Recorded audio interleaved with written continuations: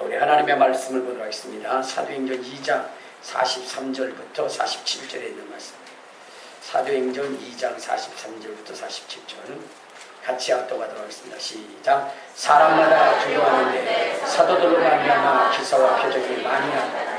믿는 사람이 다 함께 있어 모든 물건을 서로 투명하고 또 재산을 각 사람의 필요를 따라 나눠주고 날마다 마음을 같이하여 성전에 모이기를 힘쓰고 집에서 떡을 떼며 기쁨과 순전한 마음으로 음식을 먹고 하나님을 찬미하며 온 백성에게 칭송을 받으니 주께서 구원받는 사람을 날마다 되었습니다. 네. 자기 자신을 축복할 때 이렇게 축복하십시오. 나는 예수님 때문에 오벳 에돔의 복을 받은 사람입니다. 고백하시길 바랍니다.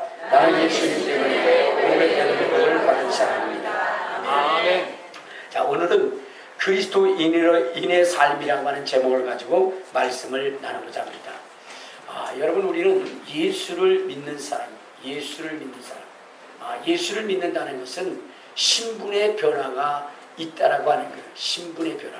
어떤 신분의 변화가 있느냐? 여러분, 우리는 이전에는 죄인이었습니다. 이전에는 죄인이었고 그러므로 말미암아 지옥 갈 수밖에 없는 존재였어요.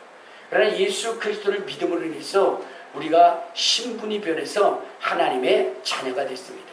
요한복음 1장 12절에 보면 영접하는 자 곧 그 이름을 믿는 자들에게는 하나님의 자녀가 되는 권세를 주셨다라고 이렇게 말씀을 하고 있는 것입니다.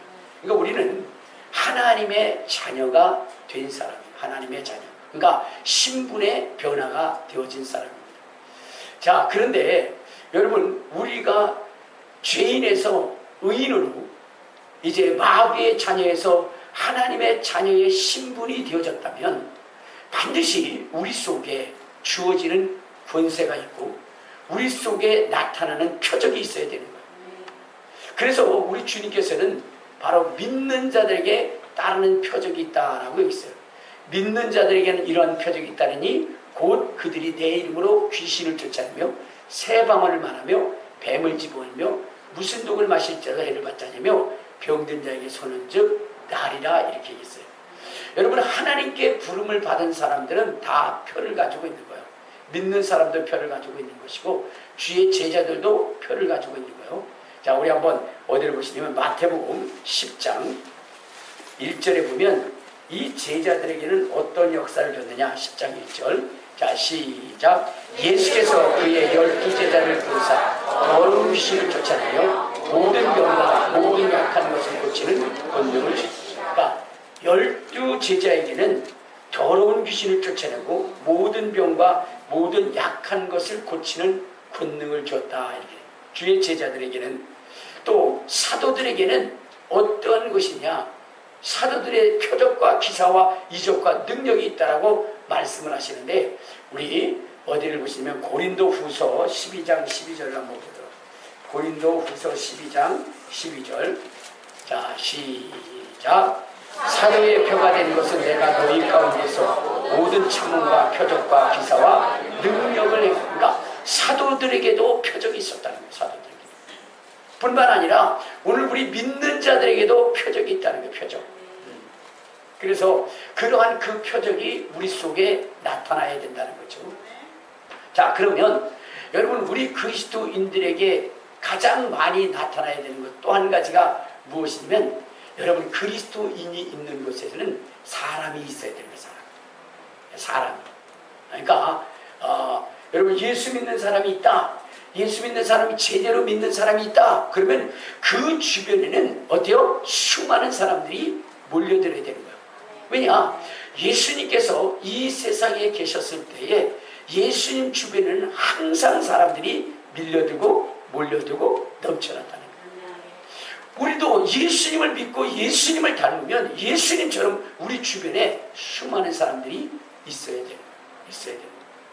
오늘 여기 본문의 말씀도 바로 그런 거 아니겠어요? 자, 우리 한번 다시 아까 본문으로 들어가면 자, 사도행전 2장 47절에 보니까 이렇게 얘기했어요.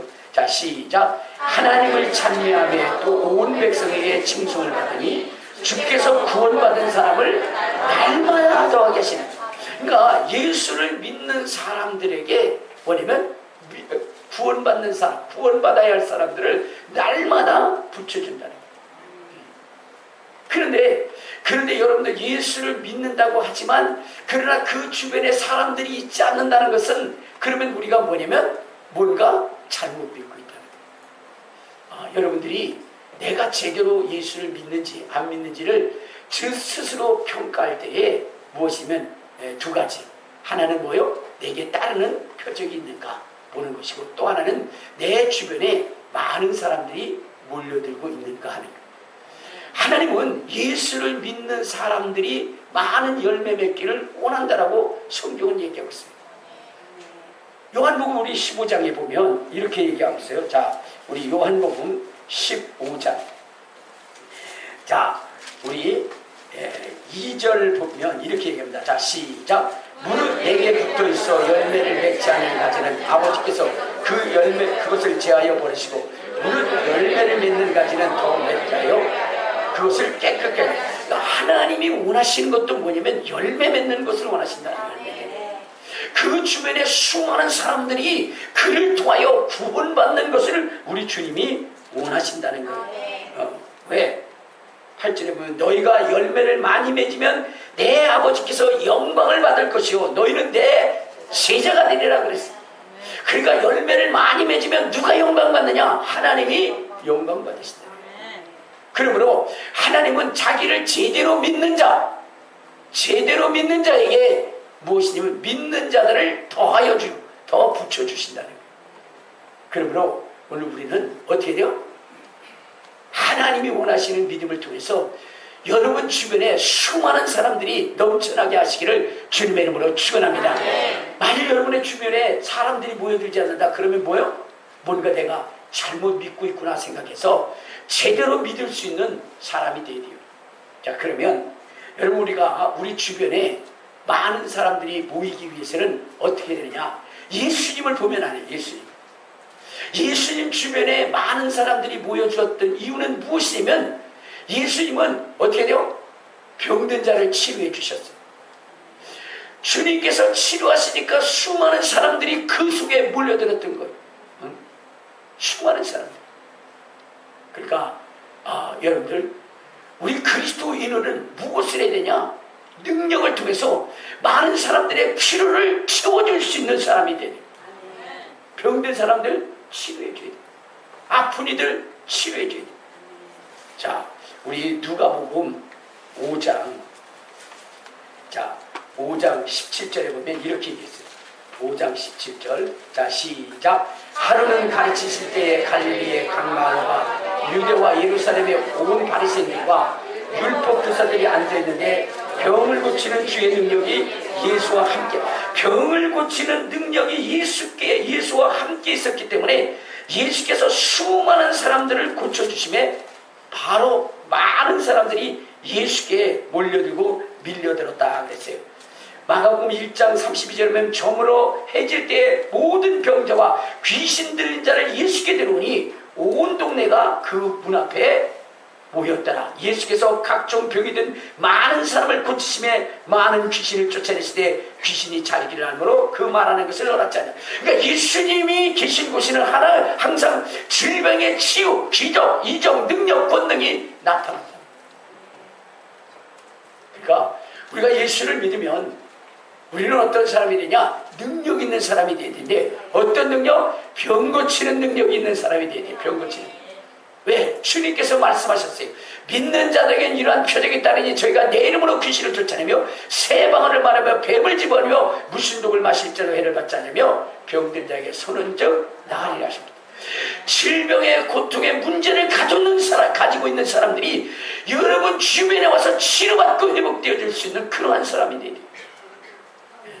어젯밤에도 어느 목사님이 전화를 했어요.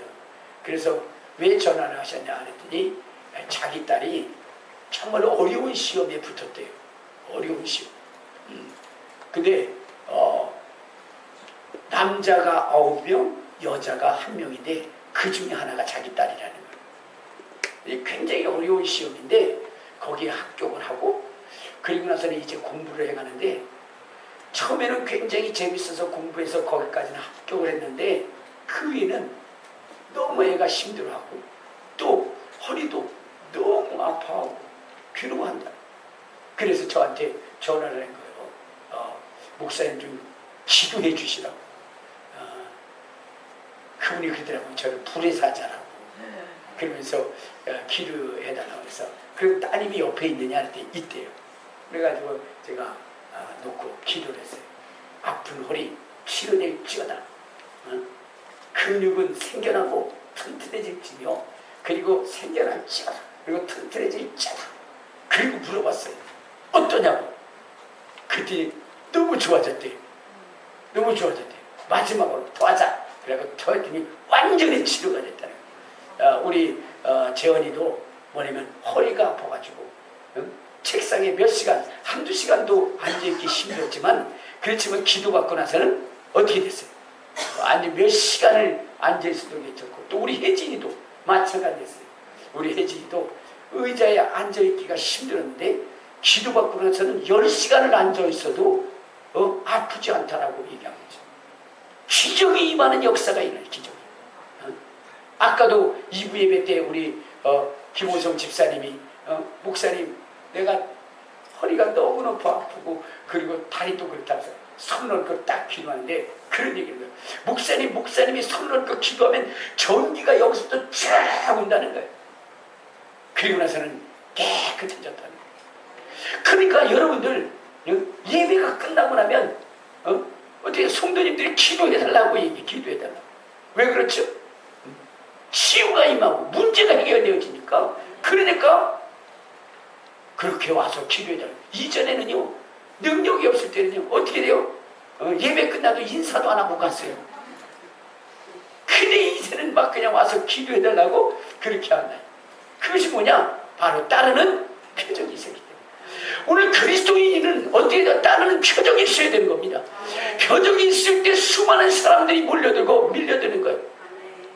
예수님 앞에 그렇게 많은 사람들이 몰려들고 밀려들었던 것은 예수님 앞에 오면 그의 정말로 모든 질병, 태어날 때부터 소경이 되고 태어날 때부터 안질병이가 돼서 걸을 수 없고 볼 수 없었던 그러한 사람이라 할지라도 예수님 앞에 오면 눈이 떠지고 걷게 되어지는 이러한 역사가 있었기 때문에 바로 많은 사람들이 주님께 달려왔던 것입니다. 오늘 여러분 예수 그리스도는 어제나 오늘이나 동일하시기 때문에 이 시대 가운데서도 주님의 능력을 받으면 교회는 몰려들게 되어 있고 그리스도 안에는 그리스도인에게는 수많은 사람들이 몰려들 수가 있게 되는 것입니다. 여러분 마귀는요 사람을 흩어놔요. 마귀의 디아볼로스인데 어느 쪽으로 보면 디아볼로스인데 이거는 분리시키고 나누는 점. 오늘날 마귀가 얼마나 활동을 하고 있는지 이제는 각 사람들이 뭐요? 다 모래알처럼 각계 전투를 하고 있는 모이지를 않아요. 그래서 혼자 방에 틀어박혀서 그래서 컴퓨터를 하고 또 길을 가든 회사를 가든 옛날에는 그냥 서로 모여서 얘기하고 실시간만 있으면 얘기했는데 이제는 어떻게 돼요? 전부 다 핸드폰 보고 아무 말도 안 하고 있고 그렇게 다 분리시켜. 또 뭐냐면 이제는 일도 어떻게 돼요? 직장에서 일하는 사람도 있지만 집에서 재택하니 집안에서 일하는 이런 사람들이 늘어나면서 서로의 접촉이 사라지게 돼요. 특히나 지난번 코로나 때는 어떻게 돼요? 예배조차도 드릴 수 없도록 그렇게 만들어요. 이것은 하나님의 뜻이 아닌 것입니다. 하나님은 뭐라고 말씀하시냐? 모이기를 패하는 어떤 자들의 습관과 같이 하지 말고 그날이 가까움을 볼수록 모이기에 힘쓰라 그랬어요. 우리는 함께 해야 되는 것이고 모여야 되는 것이고 그런데 그러려면 어떻게 해야 되느냐? 여러분 우리 그리스도인에게 능력이 있어야 되고 서로의 필요를 채울 수 있는 권능이 있어야 되는 거예요. 또 여러분들 우리가 그리스도인으로서 살아가야 할 삶, 많은 사람들이 여러분들을 자꾸 교회에 찾을 수 있도록 만들어주는 삶은 어떻게 되는 것이냐? 나누고 베푸는 삶이에요. 자, 우리 한번 거기 한번 봐요. 어쩌면 누가복음 아까 본문에 보면은 2장에 거기에 뭐라고 얘기냐? 누가복음 누가복음 2장이 아니라 사도행전 우리 2장 우리 44절에 보면 이렇게 얘기합니다. 자, 시작. 믿는 사람이 다 함께 있어 모든 물건을 서로 통용하고 또 재산과 소유를 팔아 각 사람에게 필요를 따라 나눠주며. 그러니까 여러분, 사람이 모이게 하기 위해서는 어떻게 해야 되느냐? 나누고 베풀어야 되는 거예요. 나누고 베풀 때 사람들이 모여드는 거예요. 여러분, 예수님 주변에 사람이 모여들었던 것은 어떤 것이죠? 배고프고 굶주렸을 때 오병이어의 기적을 통해서 그들을 뭐냐면 배불리 먹고도 남게 함으로 말미암아 주님께 많은 사람이 돌아오는 것처럼 우리 그리스도인들은 나누고 베풀 수 있는 사람이 되어야 돼요. 나누고 베풀 수 있는 사람. 자기 것만을 뭉쳐주고 자기 혼자 먹고 자기의 유익만을 위해서 살아가는 것이, 그것이 기독교인이 아니에요. 기독교인은 나누고 베푸는 것입니다. 나누고 베푸는 거예요. 그래서 모든 사람들이 그 필요를 그 그리스도인을 통해서 채워지는 거예요. 채워지는 거예요. 주님은 이렇게 말씀하십니다. 오리를 가고자 하는 자에게는 십리를 가고 그리고 겉옷을 달라는 자는 속옷까지 내어주라고 주님이 말씀하셨어요. 내 이웃을 사랑하되 우리 주님께서 교회를 사랑하는 것 같이 사랑하라는 것. 그것이 바로 우리 주님이 우리에게 명령하신 명령인 것입니다. 그러므로 우리는 나누고 베푸는 일에 인색해서는 안 되는 거예요. 인색해서. 헐벗고 굶주린 자에게 말로만 하는 것이 아니라 행동할 수 있는 그러한 사람이 되어야 된다고 우리 말하고 있어요. 자, 우리 한번 야고보서 2장에 보면 이렇게 얘기합니다. 야고보서 2장 14절부터 16절까지 17절까지. 자, 시작. 형제들아, 만일 사람이 믿음이 있노라 하고 행함이 없으면 무슨 유익이 있으리요? 그 믿음이 능히 자기를 구원하겠느냐? 만일 형제나 자매가 헐벗고 일용할 양식이 없는데 너희 중에 누구든지 그에게 이르되 평안히 가라, 덥게 하라, 배부르게 하라 하며 그 몸에 쓸 것을 주지 아니하면 무슨 유익이 있으리요? 이와 같이 행함이 없는 믿음은 그 자체가 죽은 것이니라. 그러니까 여러분, 믿음 있는 사람들은 나누고 베푸는 것입니다. 우리 주님께서 정말로 자기의 가졌던 그 겉옷까지라도 또 그의 피, 그의 생명까지라도 우리를 위하여 내어주신 것처럼 진정한 그리스도인은 어때요? 궁핍함에 곤란함을 당하는 자들에게 나누고 베풀어 줄 수 있는, 그들의 필요를 채워줄 수 있는 사람이 돼요. 그래야 어떻게 돼요? 사람이 그 주변에 모이는 것입니다. 모이는 거예요. 여러분 보세요. 사람이 모이고 있는데 그 사람을 잘 보면 나눠주는 사람이에요. 그런데 그 사람에게는 정말로 한 사람도 개미 한 마리 없을 정도의 그렇게 한 사람도 생명체의 그 느낌을 느끼지 못한 사람은 자기만을 위한 사람이죠. 모든 건 자기 우선적으로 가는 사람들, 이런 사람들 속에는 어떻게 해요? 사람이 모이지 않습니다. 그러나 남을 우선하고 배려하고 베풀어주고 그런 사람 주변에는 수많은 사람들이 모여들게 되어져 있는 것입니다. 그러므로 여러분의 주위에 여러분들 사람들이 모일 수 있도록 만들기 위해서는 어떻게 돼요? 나누는 사람이 돼야 돼요. 베풀어주는 사람이 돼야 돼요. 그래야 할 때 역사가 일어나는 것이거든요. 여러분, 우리 선조들은요 어떻게 됐어요? 항상 뭐냐면 모였어. 근데 요즘 사람들은 모이지를 않아. 그러면 예전 우리 선조들이 모였던 이유가 뭐예요? 나누는 그러한 그 은혜 때문에 그렇습니다. 우리 선조들의 그 속담 속에 뭐예요? 콩 한 조각도 나눠 먹는다. 여러분, 콩 한 조각이 뭘 나눌 게 있겠습니까? 그러나 우리의 조상들은 그렇게 나누는 일에 힘썼던 겁니다. 그런데 오늘은 뭐냐면 콩 아냐 뭐요? 보름달이 있어도 안 나눠 먹어. 보름달이 있어. 썩어 나가도 나눠 먹지는 않아. 차라리 쓰레기통에 버리는 한이 있어도 여러분 나눠주지 않고 베풀어주지 않는다. 그러기 때문에 모이지 않는 것입니다. 그러므로 우리 큰미전교회 성도들은 어떻게 해요? 나누고 베푸는 일에 힘써 주시길 바랍니다. 또한 사람들이 모이게 하려면 어떻게 되느냐? 모이게 하려면 어떻게 되냐? 여러분, 어떠한 상처가 있고 아픔이 있어도 어떻게 되죠?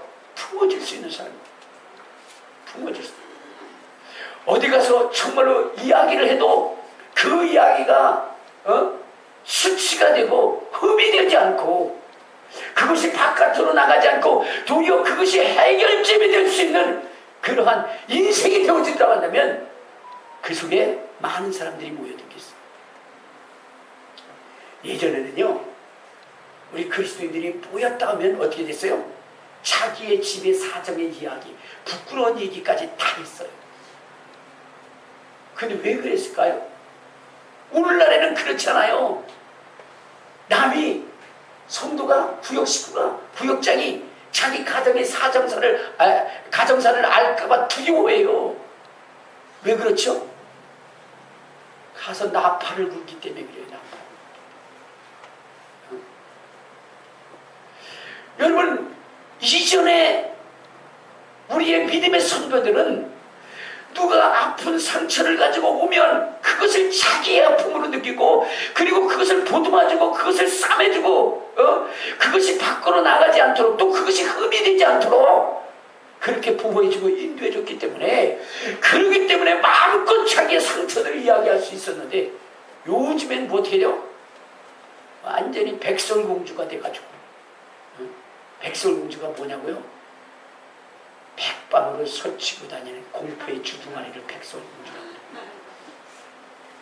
그냥 얘기 하나 가지고 그냥 어떻게 돼요? 막 침소붕대해가지고 그래가지고 가서 이야기를 해서 부끄러워서 나갈 수 없도록 그렇게 만들어버린다 이 말이에요. 여러분, 예수님은 어떻게 했습니까? 예수님. 여러분, 서기관들과 바리새인들은 한 가늠한 여인을 보고 그를 끌어와서 저는 범죄한 자라고 율법을 어긴 자라고 하면서 돌을 들어서 치려고 했어요. 그런데 예수님은 어떻게 했어요?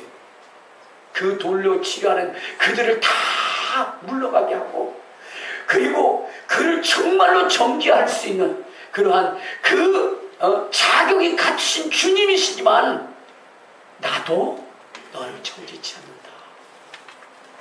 나도 너를 정죄치 않는다 하면서 그를 감싸주잖아요. 그러니까 예수님의 주변에 수많은 사람들이 모일 수밖에 없었던 거죠. 여러분, 여러분의 주변과 교회에 수많은 영혼들이 몰려들게 하기 위해서는 우리는 어떻게 되느냐? 감싸줄 수 있는 사람이 되죠. 알겠습니까? 들춰내는 사람이 아니라, 바리새인들과 서기관 같은 사람들이 아니라 예수님처럼 보듬어주고 안아주고 감싸주는 사람이 되어야 되는 거예요. 그럴 때에 수많은 사람들이 여러분의 주변 속에 모이게 되어지는 것도, 하나님도 정말로 아파하고 괴로워하는 그 심령, 누구한테 보내면 네가 위로받을 수 있을까? 그리고 보내주는 것입니다. 하나님이 보내주시게 되어져 있는 거예요. 저는 우리 큰미전교회는 어떻게 돼요? 비난하고 신난하고 남을 비판하고 그러는 교회가 아니라, 그러한 성도가 아니라, 어떠한 상처와 아픔을 가지고 있다 할지라도 그를 보듬어주고 안아줄 수 있는 그러한 사람이 되기를 원합니다. 자기 기준에 틀을 세워놓고 거기에 맞지 않으면 비판하는 그러한 인생이 아니에요. 정말 어떠한 상처를 입고 아픔을 가졌다 할지라도 와서 위로받을 수 있는 그러한 교회가 되고 성도들이 되어야 됩니다. 여러분, 이렇게 상품을 싸다 보면 케이스가 있잖아요. 그 케이스는 자기가 원하는 것 외에 다른 것이 들어오면 어떻게 돼요? 맞지가 않아가지고 막 그냥 거부를 해요. 여러분, 우리가 그런 성도가 되어서는 안 돼요. 그런 교회가 되어서는 안 돼요. 그러면 어떤 케이스가 되냐? 소음과 같은 케이스가 돼요. 소음과 같은. 그래가지고 어떻게 돼요? 정말로 별난 사람들 있죠. 별난 사람. 그런 사람이 와도 소음 속에 폰히 묻히고, 그쵸? 소음은 그를 거부하지 않습니다. 그렇잖아요? 아주 아주 뭐랄까 스페셜한 사람이라 그러죠. 아주 특별한 사람들 있잖아요. 그런 사람이 와서 폰히 뭐냐면 쉴 수 있는 그런 사람이, 심지어는 별꼴이 반쪽 같은 사람이 와도 그를 꼭 품을 수 있는, 품어줄 수 있는 그러한 성도들이 되어야 되는 거예요. 나는 그런 거는 못 봐. 눈꼴 씌워서 못 봐. 그리고 자기의 틀 안에만 있는 그러한 사람들만 바라되는 그러한 교회가 되어서는 안 되고 성도가 되어서는 안 된다는 거예요.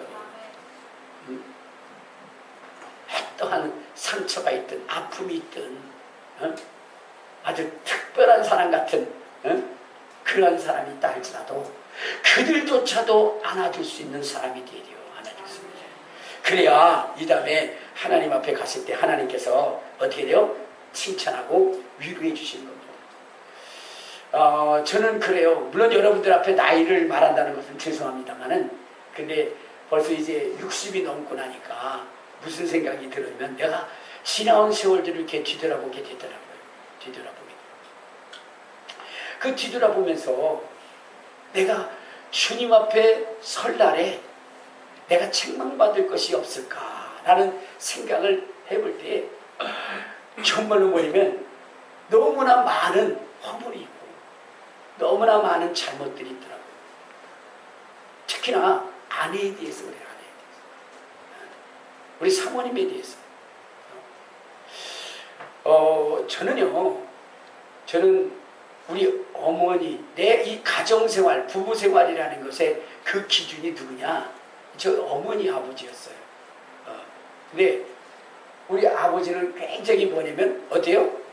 아주 근엄하셨죠.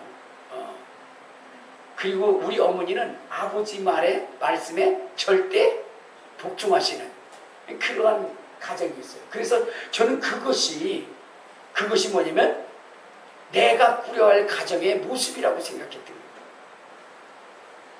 거예요. 결혼해서 나도 우리 아버지처럼 바꿔주와, 그리고 뭐해 어쩌고 저쩌고. 근데 그게 아내에게는 뭐냐면 맞지가 않은 거예요. 그래서 막 일방적으로 내 이야기하고 막 그랬더니 어느 날 우리 집사람이 이제는 여기서 못 살겠다고 이러면서 집을 가더라고요. 집을 가더라고요. 아이고, 그러는데 속이 상한 거예요. 화가 나고. 아니 뭐야, 아내로서 제대로 역할도 못하고 있어? 그러면서 막 이야기를 하고 그러면서 살아온 세월이었어요. 근데 지금 제가 예수님을 믿고 더더욱 예수님을 닮아가는 삶 속에서 내가 내 아내한테 너무나 잘못했구나 하는 것을 느끼게 되는 거예요. 그래서 하나님 앞에 엄청나게 회개합니다. 하나님 용서해달라고. 내가 우리 집사람에게 준 그 상처들 다 용서해달라고 그렇게 얘기하고, 우리 집사람한테 가서 그렇게 미안하다고, 내가 그때 몰라서 그랬다고, 뭘 모르냐고 알면서도 그랬으면서도 그 내가 미안하다고 그렇게 이야기를 합니다. 그런데요, 그렇다고 해서 그것이 없어지는 게 아니더라고요. 없어지는 게 아니에요.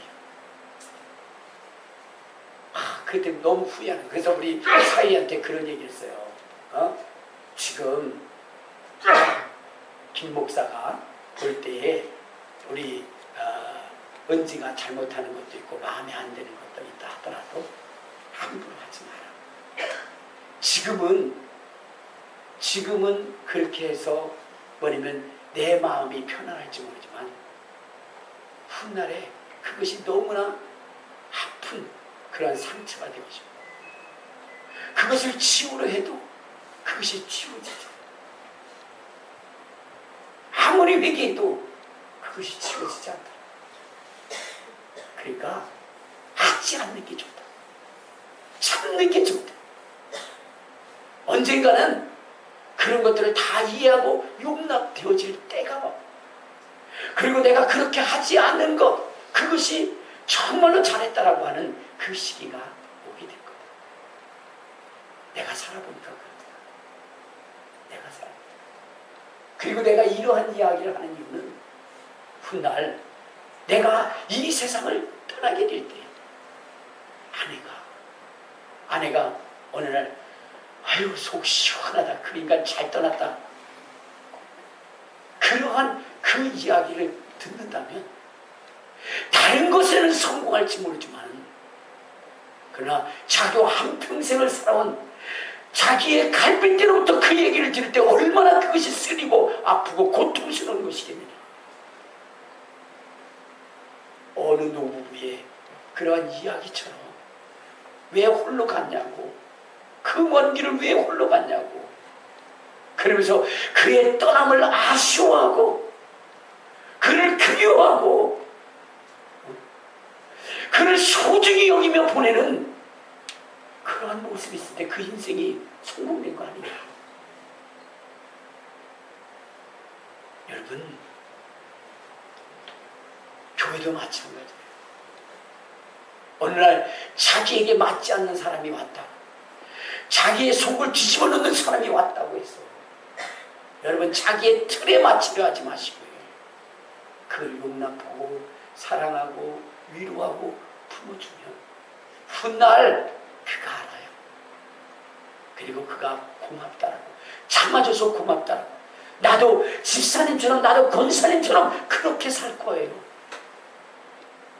그런 인생으로 변화되어지게 되어져 있는 것입니다. 그러므로 여러분, 지금이라도 늦지 않았어요. 지금이라도 정말로 모든 것을 용납하고 용서하고 품고 사랑해 줄 수 있는 그러한 사람이 되었으면 좋겠습니다. 그리할 때 하나님께서 믿는 자들을 통하여 주는 거예요. 믿는 자들. 또 이렇게 모였을 때 우리가 해야 되는 것이 무엇이냐? 여러분, 헐뜯어서는 안 돼요. 우리나라 사람은 뭐냐면 어떻게 해요? 2명만 모이면 뭐예요? 자기 자랑. 3명 모이면 서로 헐뜯어. 그래서 막이. 여러분, 우리는 모이면 모일수록 뭐냐면 서로를 존중히 여기고 남을 나보다 낮게 여길 뿐만 아니라 여러분, 그 모임 속에 하나님을 찬미하는 사람들이 되어야 되는 겁니다. 오늘 다시 한번 그 사도행전 2장을 한번 봐요. 하나님이 어떠한 인생들에게 많은 사람을 보여줬느냐. 46절 시작. 날마다 마음을 같이하여 성전에 모이기에 힘쓰고 집에서 떡을 떼며 기쁨과 순전한 마음으로 음식을 먹고 하나님을 찬미하네. 그러니까 남 헐뜯을 생각하지 마시고 그때 뭐요? 찬양하는 거예요. 주님의 높고 위대하심을 내 영혼이 찬양하네. 그러니까 남을 헐뜯을 그런 마음이 있으면 그때 찬양하는 거예요. 찬양하세 찬양하세 하면서 하나님을 찬양하는 사람이 되시기 바랍니다.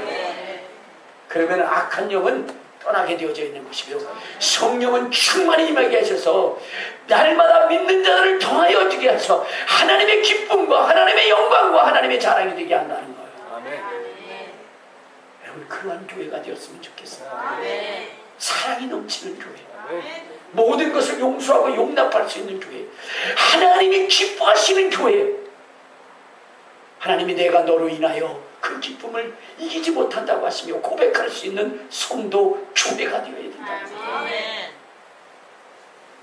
여러분, 저는 그 박애녹 목사님, 박애녹 의사님 그 이야기를 들으면서 너무 충격을.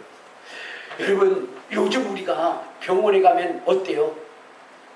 병원에 가면 무슨 일을 해서라든지 어떻게 돼요? 과잉 진료를 통해서 돈을 얻으려고 난리를 피죠.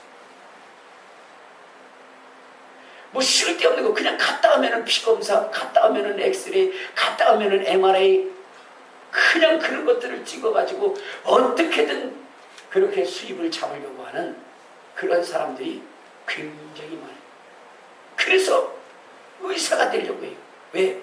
의사처럼 돈을 많이 버는 사람들이 없기 때문에. 근데 그리스도인은 그렇지 않다.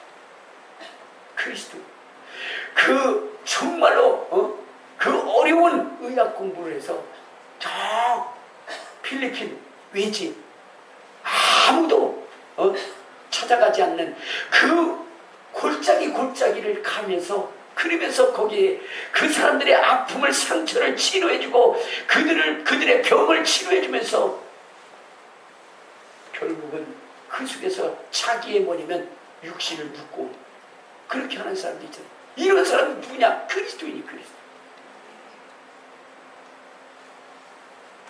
여러분, 하나님이 원하시는 사람들은 바로 그런 사람이 그런 사람.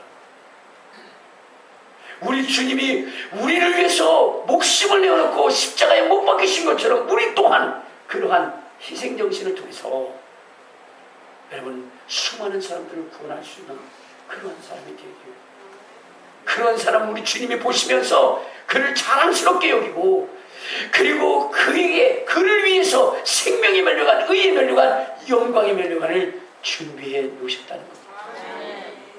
여러분, 오늘 이 본문을 통해서 정말로 하루에 3,000명이 돌아오고 5,000명이 돌아오는 것은 주께서 믿는 자들을 날마다 더해 주셨기 때문이라고 했는데, 그 이유는 첫째는 주님의 능력을 가진 자요, 둘째는 주님의 그 긍휼하심을 갖고 영혼을 불쌍히 여기는 것이요, 셋째는 나눠주고 베풀어주는 것이요,